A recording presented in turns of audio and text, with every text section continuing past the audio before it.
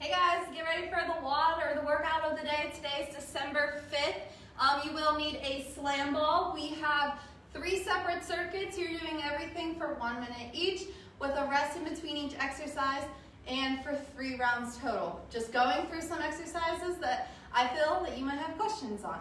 First one is during the warm-up, the world's greatest stretch. You're going to step out with the right foot, left hand down.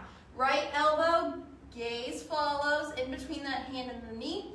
On your next exhale, right arm comes up, gaze follows the fingertips, hold, split the front foot, hold, straighten the front leg, hold, then stand tall, alternating each side.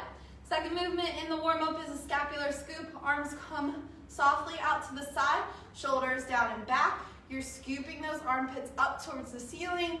With your breath, exhale towards the back of the room, getting that good scapular rotation and glenohumeral rotation. The next exercise during circuit 1 would be around the world toe tap. So you're actually using the slam ball. You're just alternating back and forth.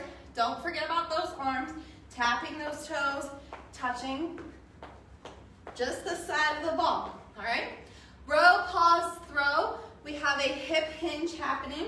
So soft bend in the knees, strong base, hinge back.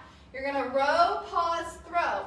So we're rowing into that chest, pausing at the top of the movement, shoulders away from the ears, exploding and throwing the ball into the floor. As hard as you can, bend the knees, pick it up, repeat.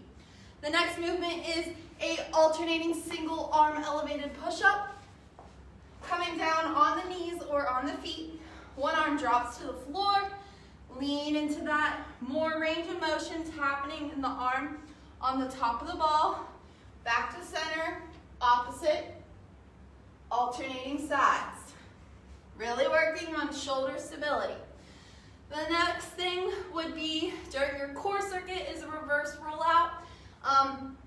So unlike a traditional ab rollout, you're gonna take your forearm plank, place the ball on the shins. You're gonna roll out and back up into the start. Out and back up. Nice and slow. Also during the core, you have those shin pass. So coming here, pull to the shins, reverse crunch down and back up. Down, back up. You can also place this ball in between the knees if you feel more safe there. All right, toe touches with the ball are here. And then you'll go into some stretches. Hope you enjoy your workout.